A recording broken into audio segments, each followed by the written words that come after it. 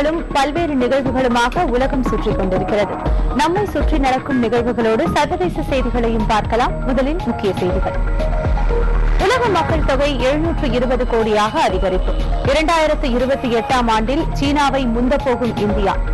மக்களை பிரிக்கும் இஸ்ரேலின் சுவர். தனிமைப்பட்ட பாலஸ்தீன கிராமத்தின் பரிதாப நிலை. சிரியா விவகாரத்தில் நேரடியாக தலையிடும் அமெரிக்கா. கிளர்ச்சியாளர்களுக்கு ஆயுதங்கள் வழங்கப் போவதாக அறிவிப்பு. ஈரானில் விறுவிறுப்பான அதிபர் தேர்தல். ஹசன் ரவானிக்கு வெற்றி வாய்ப்பு என கணிப்பு.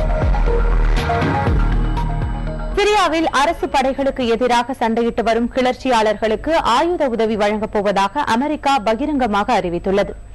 அதிபர் பஷார் அல் ஆசாத்திற்கு ஆதரவாக செயல்பட்டு வரும் அரசு படைகள் பல்வேறு தருணங்களில் ரசாயன ஆயுதங்களை வீசி தாக்குதல் நடத்தியதற்கான ஆதாரங்கள் அமெரிக்காவிற்கு கிடைத்துள்ளது. இதில் சுமார் 150 பேர் உயிரிழந்ததாகவும் தகவல்கள் வெளியாகியுள்ளன. கிளர்ச்சியாளர்களுக்கு ஆயுத உதவி வழங்கும் முடிவை அதிபர் ஒபாமா எடுத்துள்ளார்.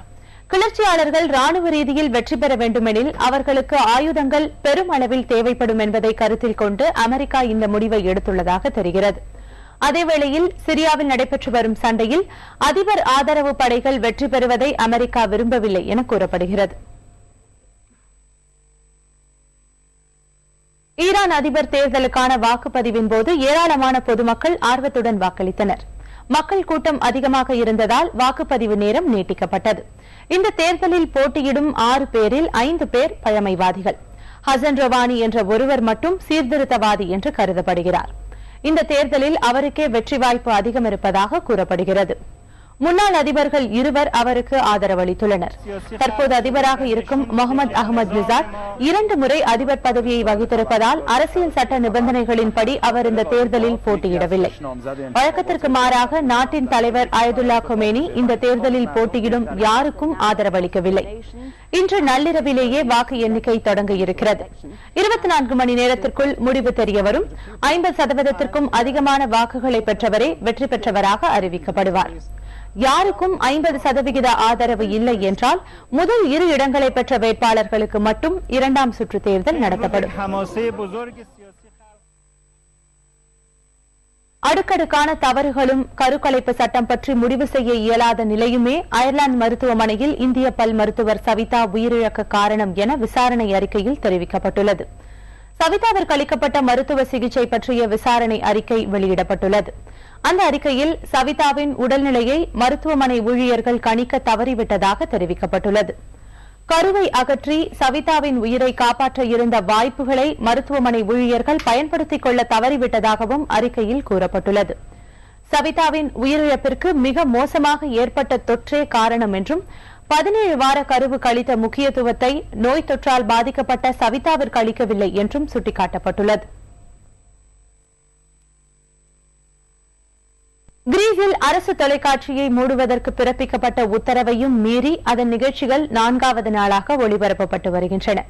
அரசின் உத்தரவை ஏற்க முடியாது என கூறியுள்ள தொலைக்காட்சி நிலைய ஊழியர்கள் நேரடி ஒளிபரப்பு நிகழ்ச்சிகளை நடத்தி வருகின்றனர்.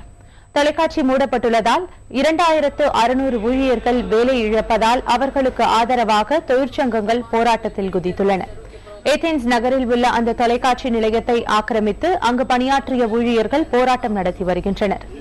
கிரீஸில் கடந்த 75 ஆண்டுகளாக செயல்பட்டு வந்த இபிடி என்ற அரசு தொலைக்காட்சியை மூட அந்நாட்டு அரசு அண்மையில் உத்தரவிட்டது.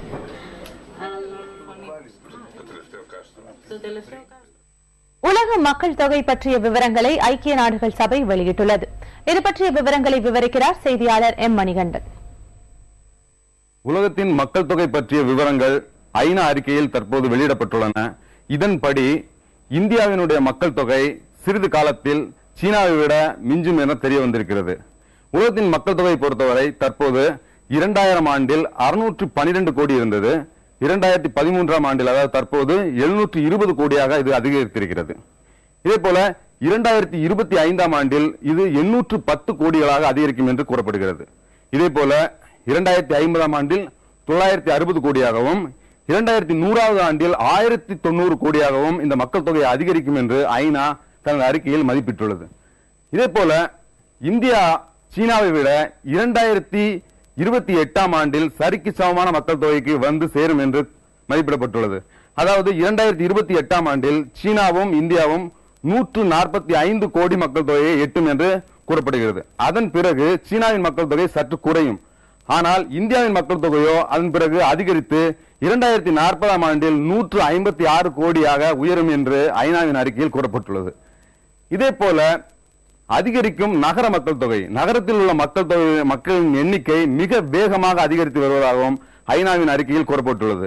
உதாரணத்திற்கு 2030ஆம் ஆண்டில் 500 கோடியாக இந்த நகர மக்கள் தொகை அதிகரிக்கும் என்றும், அதேபோல கிராமத்தின் மக்கள் தொகை 325 கோடியாக குறையும் என்றும் இந்த ஐநாவின் அறிக்கையில் கூறப்பட்டுள்ளது.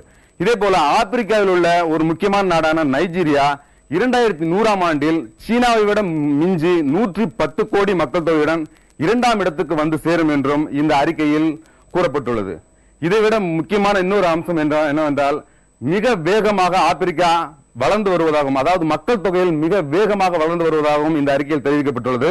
இதன்படி தற்போது 110 கோடியாக இருக்கக்கூடிய ஆப்பிரிக்க கண்டத்தினுடைய மக்கள் தொகை 2050ஆம் ஆண்டில் 2 மடங்காக அதிகரித்து 240 கோடியாகவும், அதன் பிறகு 2100ஆம் ஆண்டில் 420 கோடிகளாகவும் இது அதிகரிக்கும் என்றும் இந்த ஐநாவினுடைய அறிக்கையிலே தெரிவிக்கப்பட்டுள்ளது. இதன்படி பார்த்தால் இந்த 100 ஆண்டுகளில் வரக்கூடிய 90 ஆண்டுகளில் மிக வேகமாக நகரத்தினுடைய மக்கள் தொகை அதிகரிக்கும் என்று ஐநாவின் அறிக்கை தெரிவிக்கிறது. பேஸ்புக்கில் புதிய வசதிகள் அறிமுகம் செய்யப்பட்டிருக்கிறது. இது பற்றிய விவரங்களை இடைவெளிக்கு பிறகு பார்க்கலாம். இணைந்திருங்கள் இன்றைய தினத்தோடு.